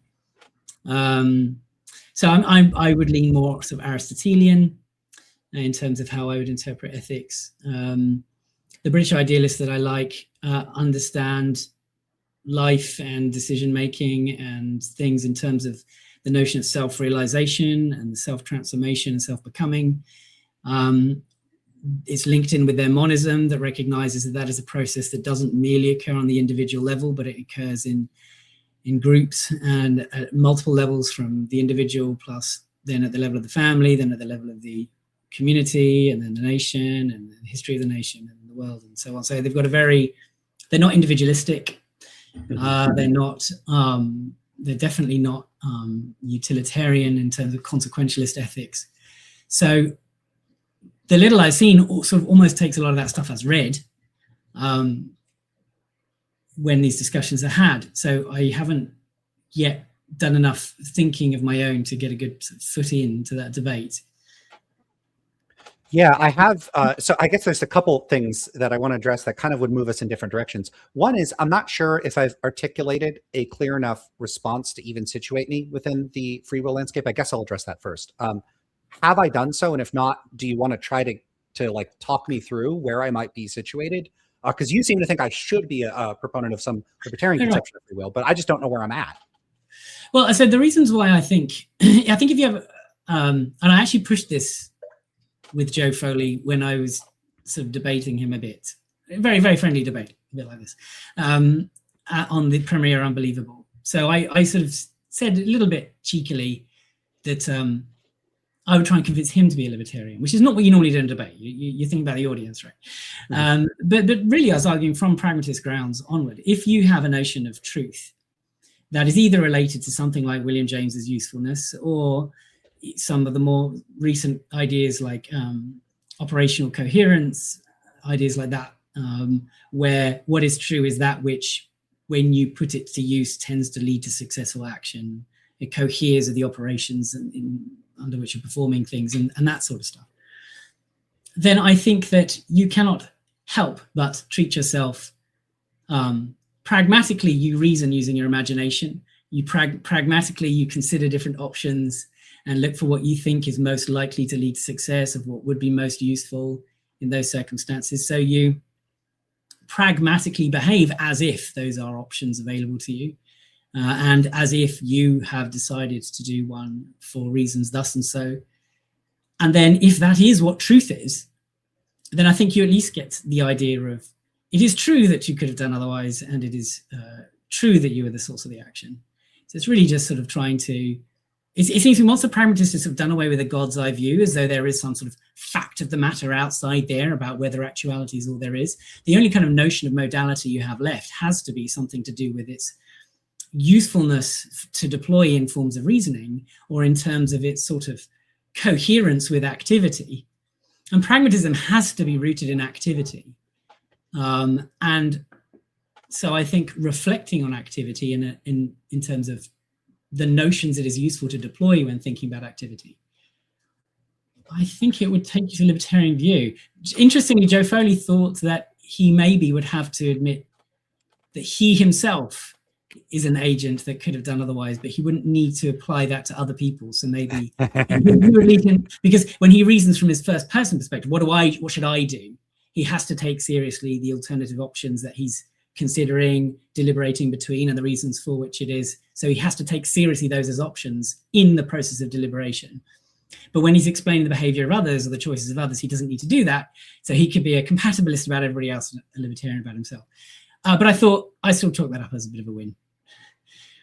Yeah, that would strike me as untidy in a way I find very unappealing. And I'm not sure I would want to model people as being different from me in any deep way. Where I'm coming at this, where is that the pragmatic view of it looks so metaphysically stripped down. It looks like it would be missing the metaphysical commitments that I would have typically presumed would be associated with the libertarian conception of free will. Would that be the case? Like, is it a pragmatic analog and it's not quite the same thing, or what? Well, again, I don't think it's an analog of anything else. You don't have the alternative available. All you would have from a pragmatic point of view is, it's true that I could have done otherwise, and it's true that I chose to do X. And that's it. There's no further question. But actually, could I have done otherwise out there? Because that whole entire way of interpreting reality is rejected. So if you just have the basis of that, which is that as it relates to some form of pragmatic relevance, the only thing that's pragmatically relevant, and if that's where truth enters, it's true you could have done otherwise, it's true you chose to do X, and it's true you did X. That's libertarian pragmatism, as far as I can tell. Huh. I'll have to think about that. It does worry me. Sometimes there's a question for me of labeling, right? Because I would be reluctant to use a label for something where there is a historical, like academic and intellectual baggage that would be associated with using the label, where it would tend to prompt people to think that you're adopting some other position. I very much take that view in part as one of the reasons I don't find naturalist accounts of moral realism very appealing, because they seem to be like almost subject shifting. And I know people have raised that objection before, but when I've looked at the picture of the world that a naturalist moral realist is offering us, if it doesn't have that normativity component in it, and sometimes it doesn't on some naturalist views, part of my reaction isn't so much like this is false, but what's the point? Why am I calling this realism if like an anti-realist could look at that world, the world, and say, okay, let's say the world is like that. That's nice. And then go back to exactly what they were doing. It would leave both their practical and even their theoretical perspective largely unchanged, other than shifting some words they use around. And that doesn't strike me as philosophically interesting. And I would worry about saying, oh, I believe in libertarian free will. And then you say, how does that change your worldview in relation to these other views? And I say, it doesn't. It seems a little funny at that point. Oh, there's certainly plenty of people that are skeptical about metaphysics and its usefulness. So you can always do that. I think, though, maybe I'll do something that is maybe against my better judgment and talk with you a little bit about my thinking so far on metaethics. It certainly seems to me that I would commit to some form of moral realism, but certainly not the idea of there being objective moral facts or anything of that sort, for kind of the reasons that I think you were mentioning there, whether those facts are interpreted in naturalistic terms or whether there's some kind of Platonic facts out there that we intuit, or even whether they were some sort of written down commands of God. I think they're all descriptive. They're talking about how things are, and morality is fundamentally prescriptive. I may be misinterpreting what those views are like, but the ones that are, when I hear them, that just seems to be what they sound like. I think that the sphere of the moral and the volitional is fundamentally non-cognitive. So it's not actually the sort of thing that we can properly capture with a set of facts or commands or anything like that. For me, the good, the true, and the beautiful are all words that we give to things that our concepts are incapable of really capturing. I can talk about that more clearly in the realm of truth because it's part of what I've looked at. But in the realm of the good, again, it would just come down to the fact that we encounter goodness in the particularity of the circumstances that we encounter. And there are no rules or principles that dictate, in virtue of them being rules or principles, what is morally correct to do. Now, that doesn't help you put laws in place to govern a country. But if I'm just talking about purely ethical, then I think that there needs to be something rooted in a kind of Aristotelian idea of morality being something like what an ultimately wise moral agent would do in that circumstance. And that is highly particular. Mm-hmm. But the difference is that the realism bit comes in thinking that there is an ultimate moral exemplar that would be the standard against which that is measured. Maybe that leads to theism of some kind, but it's not a divine command theory. Yeah, so it's not divine command theory. For what you just described there, it sounds most similar to something like ideal observer theory. Right. Well, it might be similar to Zagzebski's divine motivation theory, but I haven't read her book. Maybe I haven't. I'm not supposed to be talking to her about it this weekend, but maybe at some point I will. But I think, to me, that's all I'm really doing there, is transposing where I've come to in terms of understanding the nature of truth as the normative goal, guide, or standard for reasoning, and applying it then into the sphere of agency and action, and saying that just as the true is the kind of thing towards which we aim when rationally and intellectually trying to make sense of things, the good is that towards which we aim when we live our life in the temporal finite sphere of the push and pull of the circumstances and situations we find ourselves in. And that morality is when we direct all features of our experience, our deliberation, our rational side, our aesthetic and side, including our desires and wants and needs, and some other additional considerations that call to us or lead us to do one thing rather than the other.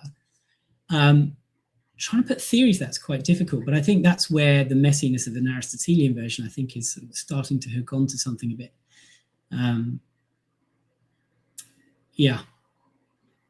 It's interesting because what you're describing sounds like it might fall within the realm of so when it comes to me rejecting moral realism, what I typically say is that I put different types of realism in different categories. And there's the category that I'm most opposed to, which are the contemporary, secular, often Platonic, but not necessarily accounts of non-naturalist moral realism. That's where a lot of my objections go. And they go there on conceptual and epistemological and as needed metaphysical grounds at times. What you're articulating doesn't seem like it necessarily buys into any of the problematic features that I have in those cases. So for instance, part of what I take, one view that I would take issue with would be Michael Huemer's ethical intuitionism, because Huemer believes that he has this certain type of intuition that falls outside an empiricist framework that gives him some sort of special ability to apprehend or access these a priori moral truths. And I don't think he has that ability. And so you're not appealing to that. So why would I take issue? Like, I wouldn't take issue with what you think based on what he thinks. So these are just different positions. And so, it makes it hard to situate yourself as saying, I'm an anti this, when really you're anti, like, there's this big category. And then there's these fuzzy edges, and some things, like on this control, this position would fall in, on this control, it wouldn't fall in. But what am I even rejecting? And so ideally what I would do is say, here's the set of things I reject, and here's the individual reasons why I reject them all. And then some views of realism I wouldn't even reject, and other view, or necessarily, and other views that I would. But then your position, I don't even know how to categorize it within the contemporary framework, because it sounds in some, like, I don't know if it's more like a Zagzebski view, but people already struggle to categorize constructivist positions currently. I mean, like, where do you put Kantian constructivism? Is it realist or anti-realist? But then you have stuff like the contemporary views that are being developed that strip down the metaphysics of the realist accounts. And like you mentioned, there's like these approaches that try to bring in these non-cognitivist considerations, where those people are coming at the question from where they say they're realists, but they're stripping away a lot of the features other realists would consider essential. And then it's oddly like people are converging from both ends. Out of non-cognitivism, which was traditionally an anti-realist view, contemporary expressivism is approaching realism from the opposite end, to the point where you have types of realism that have stripped away so many of the bits people have found objectionable, and types of anti-realism that have stripped away so many parts of the bits people consider objectionable, and have added in the realist bits that, like, they're right on the borderline. And there are even expressivists that would say, yeah, I guess I'm a realist. And you have like people that quote unquote are realists that it's hard to tell the difference between them and an anti-realist. And so it looks like the realist and anti-realist labels are just, they're trying to dichotomize things in a way where dichotomization is not working, and the edges are frayed too much to force fit the options on the table into this neat category. And that's where what you're describing just sounds like it's right on that borderland where what would be the point in saying it's realist or anti-realist? I reject it or don't reject it. I don't even know where to situate it.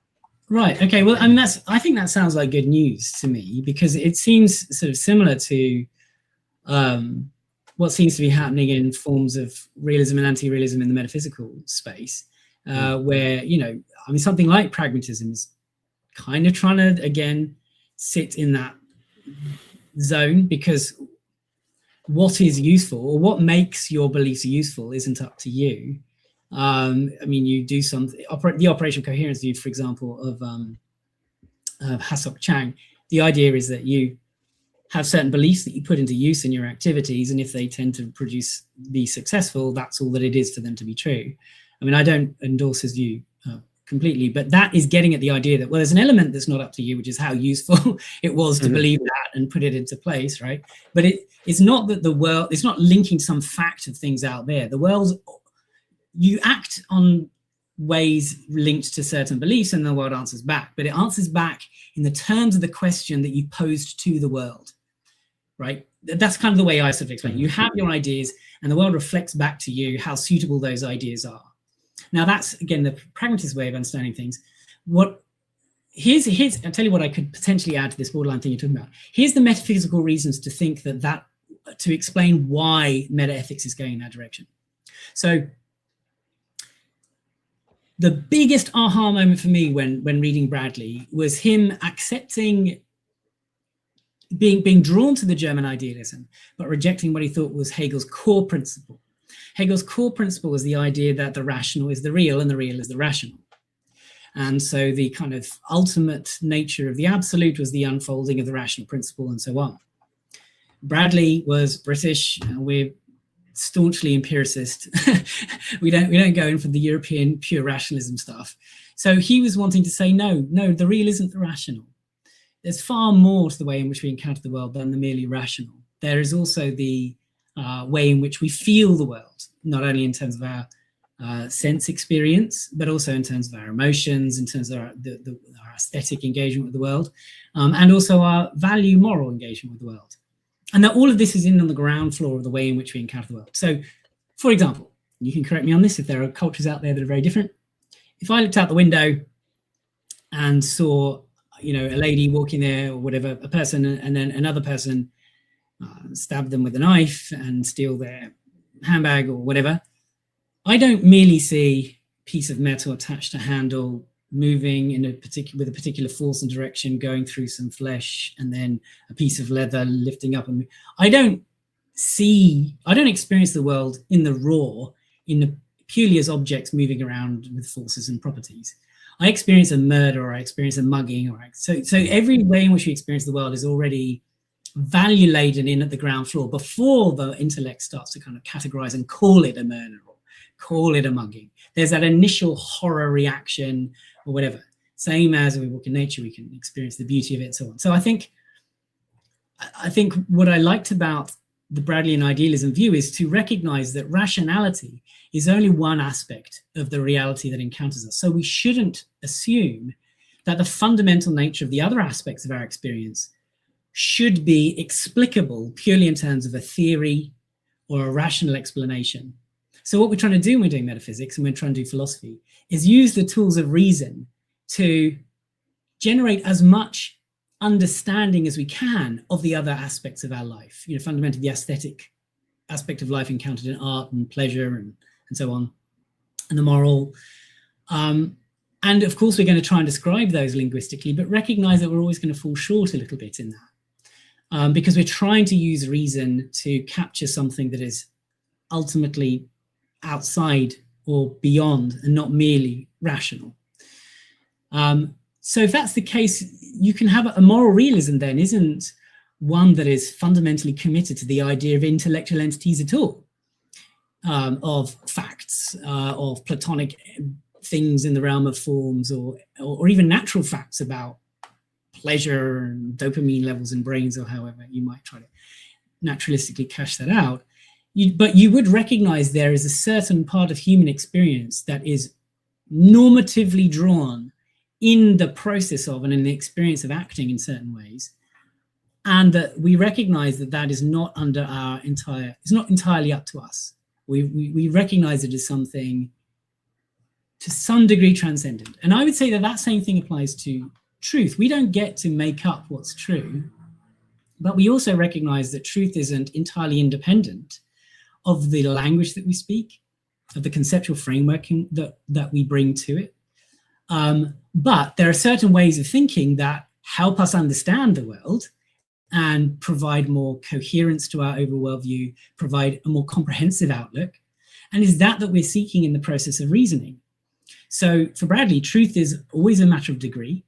It's primarily evaluated at the level of systems of belief, not individual propositions. And what we're seeking in our thinking is a coherent and comprehensive and intellectually satisfying way of making sense of the world.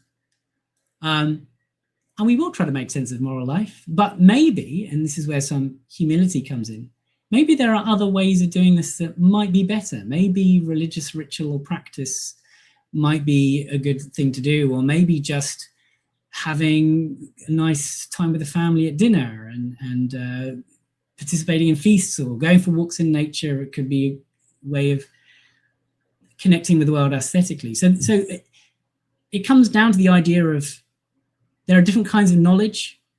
Intellectual knowledge isn't at the top of a hierarchy, the way Hegel put it, and the way reductive naturalism puts it, I think. But philosophy is a way of life, a way of sort of trying to intellectually grapple with human experience in all its forms, recognizing that the tool that you're saddled with is somewhat imperfect. Yeah, well, that doesn't sound so. I don't know if you've seen my stuff where I get very animated in arguing with realists. From what you're describing, I don't have this reaction of like, well, that's not right. But there is a distinction in all of this that reminds me of you pointing out initially, like we make a distinction between voluntary action and like stuff that we don't have voluntary control of. And, I don't know if you had explicitly said this, but I think you had alluded to this, like emotions are oddly situated in there where I have some control, but not perfect control. So it doesn't have to be this perfect dichotomy. I have complete control or no control. When it comes to the metaethics question, some people might just want to be normative realists across the board about every normative consideration. But I still suspect that people will typically want to draw a distinction between our moral practices, that there's something distinct about them from, say, our like gastronomic practices or culinary practices or aesthetic practices or prudential ones. Like it'd be really weird, even if you are an aesthetic realist and you're like, look, there are facts about what's more beautiful than what else is not. It's not entirely subjective. Things like I don't know what it would make sense for me to like what exercise I ought to do or what movie I should go see.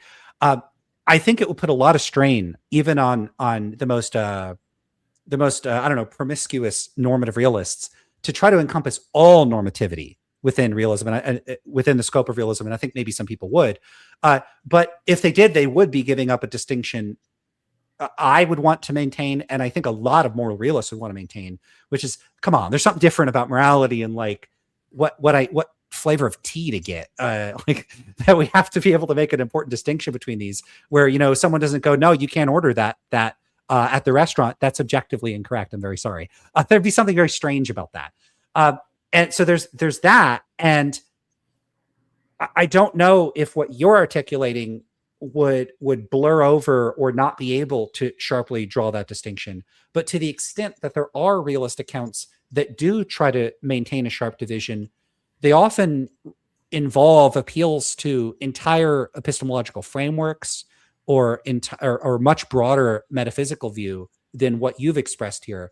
And it's difficult to position myself as being an anti something when I'm anti those, but I don't find myself having this like visceral, like, oh, that's wrong reaction to what you're describing. And I have the same reaction with some of these like constructivist views. I'm like, all right, maybe that's right.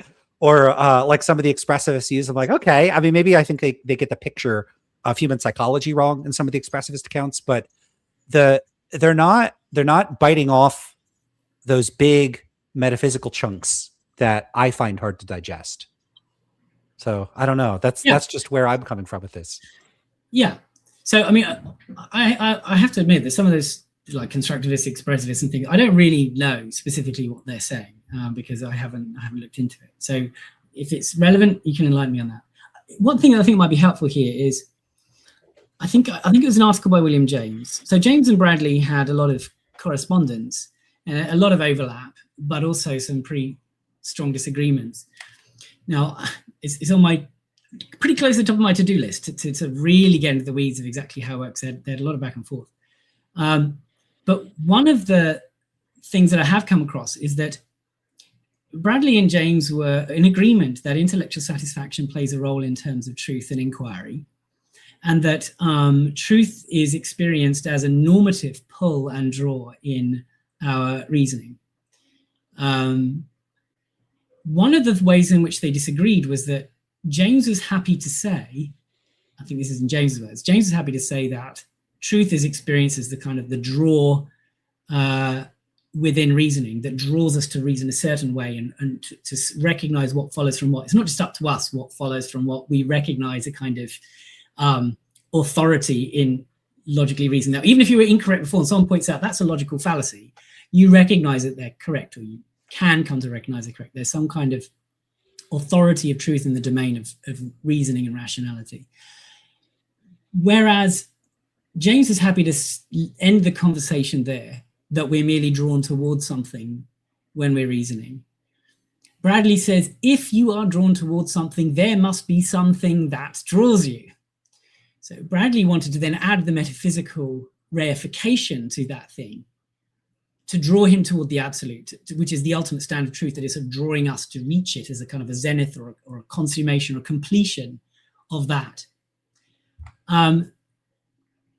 So it may be that the realism, anti-realism tension in the moral sphere is something similar. Maybe everybody agrees that there is some difference between being drawn towards certain activity and not others. And maybe even an anti-realist is going to find it difficult to say, you know, somebody that gets a lot of pleasure out of torturing babies or thinks that that's the right thing to do is fully there. Like, I don't know. Maybe there are some that really do bite that bullet. But I think in the realm of reasoning and logic, I'm happy to say some people just are reasoning badly when they're drawing certain conclusions from things. So the realism would only come in that I think when we're doing metaphysics, as metaphysics, it's very natural then when we recognize something to reify it, to give it a noun, to call it a thing, or to give it a kind of a cognitive label or something. But also to hold on to that lightly and recognize that if I'm talking about the good, I'm not fundamentally talking about Platonic form. I'm talking about that which draws us in our action. Yeah, I don't know if that helps. Yeah, it does. Yeah, it actually reminds me of a conversation going on right now over on Substack, which, you know, you had mentioned pragmatism. Like, I don't know, it seems like, what is it? Is it picking up steam, or it's getting more involved in metaphysics currently? Is that something like that going on? In the very small sample I have of the people that I talk to at Cambridge, there seems to be sort of a growing interest in it. I think it's, and certainly with students that I teach, the kind of correspondence theory of truth, realism, you know, type Timothy Williamson stuff of just reading off entities from your theory, and that does seem to be dropping off a bit, and people are turning to sort of more Carnapian and anti-realist sort of conceptions. Yeah, I wonder what's happening here. So I just saw someone, I think it was yesterday on Substack, it might have been a couple days ago. They said, oh, it's going to be pragmatism's summer. And I've seen probably at least 5 or 6 different posts from different people. I think somebody said, I think I'm a pragmatist. Oh, no. Like, it seems like it's picking up steam over on Substack. And I don't know if you ever get involved over there, but there's this, people are now calling it Phil Stack. So there's a pretty active community of people discussing philosophical issues there. So I just want to note that for listeners that looks like, you know, you're reporting from a world I'm not even in, the growing interest in pragmatism. And then I'm in a world you're not in with a growing interest in pragmatism, kind of seemingly around the same time. Maybe yours has caused this one. I don't know. Well, I mean, but the thing is, I would want to say is the reason I wouldn't be a pragmatist is I think pragmatism, you know, in vanilla, I mean, you can change it, is again sort of lumping too much in terms of agency and volition and practical use. And if you do that too much, you do lose, you know, scare quotes, the real world, in terms of the world that is sort of that outside of practice, the world that you don't have any sort of interaction with, the kind of buried facts, like the truth about the number of blades of grass on Bertrand Russell's lawn on the 27th of January, 1904, or whatever. Right, that have no practical use, have nothing to do with that. So what I loved about idealism is it at least not the German Hegelian idealism that kind of says it's all rationality and nothing else. It's one of the Bradleyan one is sort of recognizing that we have to hold in tension these three very different ways of engaging with the world. The aesthetic is not reducible to the rational or to the moral, and the moral is not reducible to the rational or the aesthetic. But neither is the rational reducible to the other two. So we have to, whereas I think sort of pure pragmatist views of truth do sort of, logic is just that which it is useful to deploy or something like that. Mm-hmm. I think I want to resist that move. And that's why, in whatever little way I can, I want to fly the flag for some kind of idealism.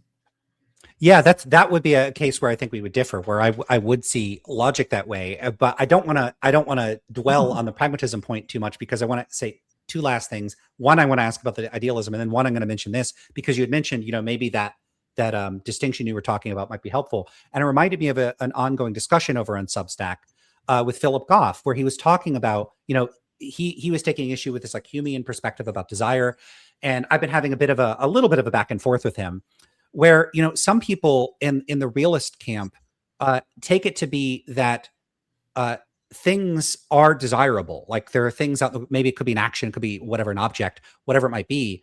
They have like the property of being good, and that this is like picking up on that property is what causes us or justifies, or maybe both, us desiring or caring or wanting or feeling motivated to act accordingly. Like this thing is desirable, so I want it. This course of action is good. That's why I want to act on it. And Goff is arguing for that view and arguing against the view that no, it's more that like I have desires, wants, or goals or whatever. And then like to the extent that I go out in the world and I do stuff, it's because those are the things that I want. There's not some property of worthiness that inheres in the course of action or the object that there is that's prompting me to act on it. It's that it's like I have it. It's coming from me. Like it gets things backwards.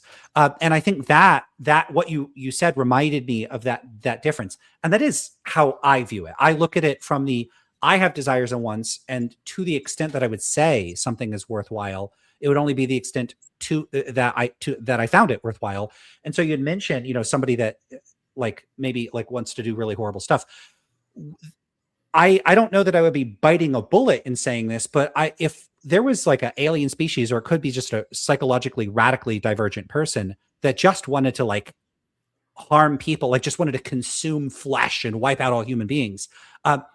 What I would say about that is that's very unfortunate that they're like that, because it conflicts with my goals and your goals and the goals of people around me. Let's try to stop them. If we could reason with them, great. If we have to imprison them, great. If we have to fight them, fine. That's a last resort.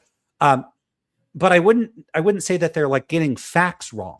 They just have a divergent set of values. And I think someone like Goff or Parfit would say, yeah, they're actually wrong about something. Parfit is famous for his Future Tuesday case, where, he imagines a person that is just indifferent to their suffering. They're going to go get a dental appointment, and it's going to be really painful. And, they could do it on Wednesday or Thursday. This isn't exactly his setup, but the point here would be roughly something like this, where it wouldn't be painful, but on Tuesday, it would be intensely painful and excruciating. And they're just like, yeah, I don't care. If it's Tuesday, then I don't care about my pain. He wants to say that there's something irrational about that person. And for me, I want to ask more questions before judging if that person's irrational. If you tell me they're an otherwise psychologically normal human, I'm going to say, yeah, that person might be mentally ill. Maybe they need help. But if you could tell a story about why the person would have that attitude, and you could convince me that the person is aware of what the implications and all that are, kind of like informed consent. Like if a person wanted to undergo a procedure and you're like, oh, there's a 99% chance of dying, I'd say, okay, that person's not being rational. I'd ask questions like, do they know that it's a 99%? And if you could assure me well enough. And Sharon Street has a paper on this, where she talks about these, what are they called? They're called ICEs in the paper, ideally coherent eccentrics. And she tries to tell a story. Here's a hypothetical where you could get a person to be genuinely unconcerned about what happens to them on Tuesday. And that very much, I found that very persuasive. I was like, yeah, look, see, as long as you tell a story, the sense that there's something irrational kind of goes away. And so often what concerns me about the realist perspective that like Parfit is taking and that other people take, maybe Goff does too, is that their tools for arriving at that conclusion don't seem very good to me. So they look at a hypothetical or a thought experiment. They have this intuition that a person's irrational, such that they're irrational in a way it's independent of their goals or desires. So even though it is they don't care what happens to them on Tuesday, they're wrong anyway. And I look at that and I think, okay, well, once you tell the Sharon Street story, that any sense of that just goes away. So why not operate under the assumption that your intuitions about these cases are faulty, that maybe they're too responsive to your schema or your stereotypes or your sense of what a normal person would care about. And there's an asymmetry between that and a weird person you describe. And so that's kind of one of those differences that's out there, the Goff difference that he's pointing to. And I think I can account for why he and others are inclined to go in that direction on largely psychological grounds that attack or undermine. They serve as a defeater for the method that they're using, which is an appeal to intuitions. And I don't know if that would be applicable to anything you've articulated. I don't know. I mean, let me rewind a bit and then stop me if I forget to get to some of those points you made toward the end. I wouldn't be saying what Goff is saying. That's not the way in which I would interpret moral realism, as there's this property of goodness out there that sort of pre-exists our interaction with it. Because that, again, is kicking into that same, I think, discredited idea of how truth works. Because the idea is true that this thing has this property, and I encounter it, and then I recognize this truth of the property, and I react appropriately. Idealisms, I think as Colin would put it forward, is the idea that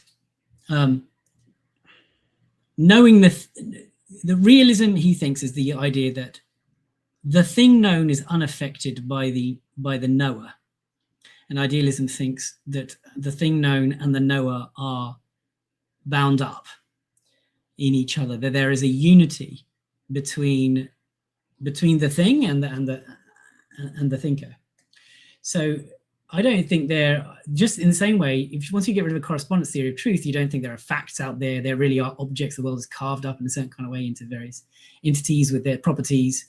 And something is true if it maps over that noun in your sentence picks out that thing, and the predicate in your sentence picks out the property. And as long as that thing has that property, what you said is true.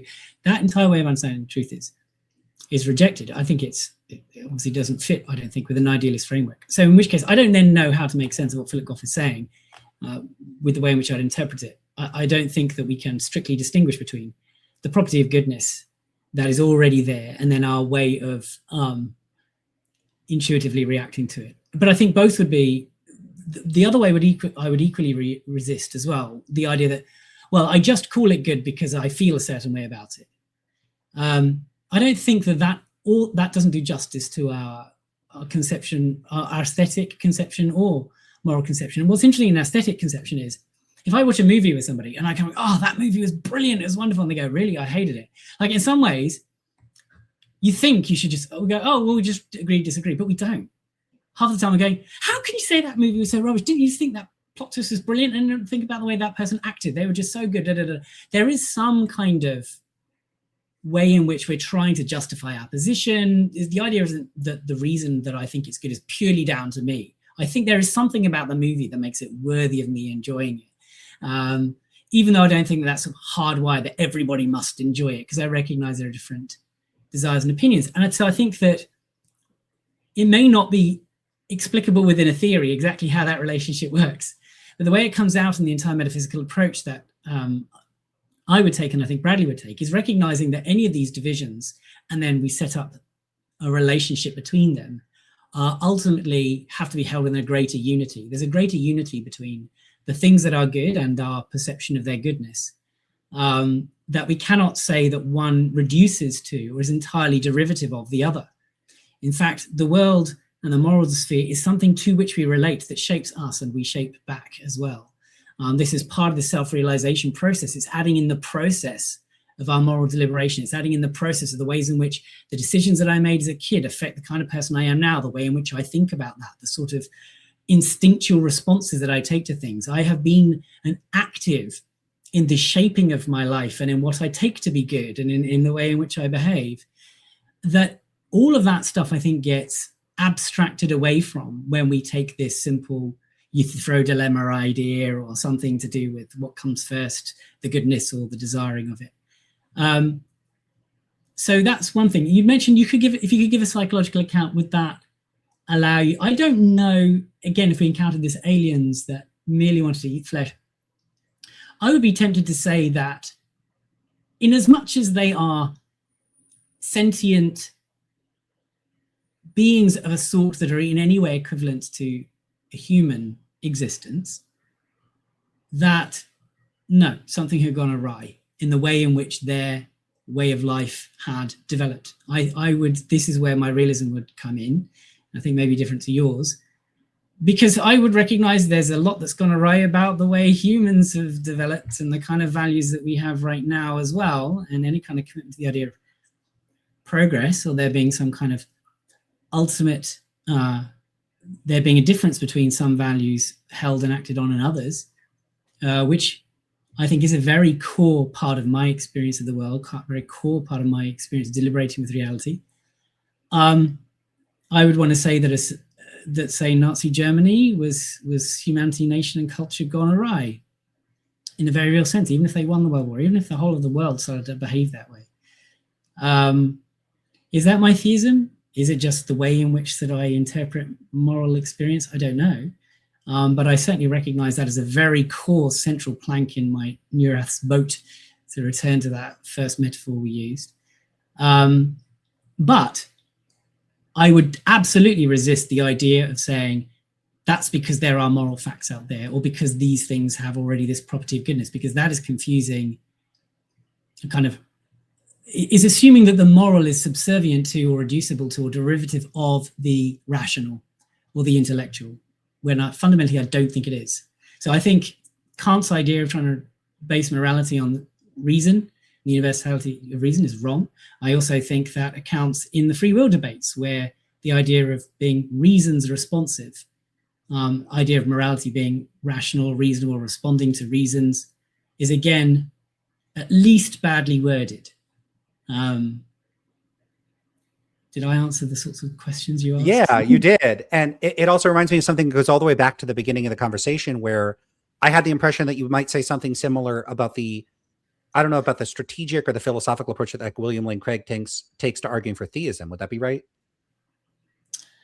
Yeah, I mean, that's any of those sorts of premise one, premise two, premise three, therefore God, I think is getting it upside down. Any kind of belief I have in God, and I don't think my faith is ultimately propositional. It's not ultimately about beliefs, but it certainly wouldn't be, I know this about causation, I know the universe had a beginning, and therefore, on that basis, I can conclude there exists some entity out there that I refer to with this noun term God. Now, that might be being unfair to Lane Craig. I've heard him talk because you can't avoid it, but I haven't dived. He's obviously a very, very clever person. But just as I think that, I just think that entire debate has gone wrong. And I think it actually misses what's important about the theism-atheism question. I think both atheists and theists are missing each other and are missing what's the important discussion to have, which I think is, what is the deep nature of things? What is the ultimate nature of reality as a qualitative question? What kind of qualitative aspects can we place in reality? So where I would come is, I think that reality is ultimately, when all is said and done, in the whole, good. Reality is ultimately, when all is said and done, in the whole, the foundational basis of truth, and also beautiful. Now that could mean that I'm a fairy tale optimist, probably am. But I think then everything has to find its place within that. And that's what I think makes me a theist. I take reality to be something to which I have to relate, something to which I am beholden and responsible for as an individual, but also in the whole collective aspects of my experience in the circles of communities that I'm a part of as well. And yeah, I think that when all is said and done, reality in the whole is wonderful. I like where you took that. I feel like there's a tone of finality in there, and I know we passed the 2 hour mark, so I think that would be a good place to wrap up.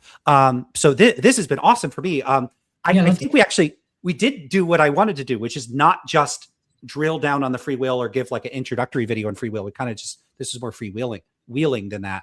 So I really like where you're ending with that. But one thing I want to flag before final closing remarks, and if that's okay with you, I don't know if there's anything you wanted to address. No, it's been great. Yeah. Okay. I really want to hear more about idealism, because my viewers, probably a lot of them would be familiar with it. Some of them wouldn't be. But I think there's a lot of territory to explore that we just don't have time to explore. And I don't feel like it would do justice to it to say, give us the 1 minute elevator pitch for it. What's the point of that? So I'd love to talk about that sometime. But does that sound good? I don't know. Yeah. We can do that. Yeah, sounds good. Cool. Okay. But I guess I'll just just say, and I'll do this because sometimes I play my outro video and then whoever I'm talking to like signs out. They think everything's over. Stick around for a second, but I'll tell everybody all that stuff at the end. But just so people could find out more about you and your work, that's what I would like to end with, is where can people find out more about your channel, your work, where they could read your kind of work, and anything you might recommend that they take a look at. Mm-hmm. Yeah, well, I'd recommend just in general to keep thinking, keep reading, do some stuff on YouTube, but there's also other stuff elsewhere as well. If you want to know more about the kinds of ways in which I make sense of the world and engage with questions from free will, idealism, and so on, then go to my YouTube channel. There's a lot of stuff there. If you want to get into the weeds a bit more, I have a Patreon page where you can support at different levels. Some will allow you to join live conversations with academics on particular topics and ask your questions as well. I'll feed through to them. And then other times you can just be part of a small group, including me, where we'll read philosophy papers that people vote on what they want to do and really get into the weeds and sort of discuss the nuts and bolts of how they work. I have lots of different ways of taking things further, or just be a free member on the Patreon thing and then just hear when I'm releasing things and things like that. I am actually working on a more general audience book at the moment, looking at some of the things we've discussed. Who knows when that'll come out, but I have some publishers. So just connect, and there's plenty of stuff on my YouTube video channel already about idealism and things like that you can look at as well. Awesome. I will check some of that out in advance. So I'll put a link in the description. And just for everybody in the audience, thanks so much for being here. This was one of my I don't want to diss all my other conversations. This is one of my favorite conversations I've had. So wonderful. This is a lot of fun. Okay, so I'll like the video, subscribe, do all that stuff. I'm not going to keep y'all here. Catch everybody later. See ya.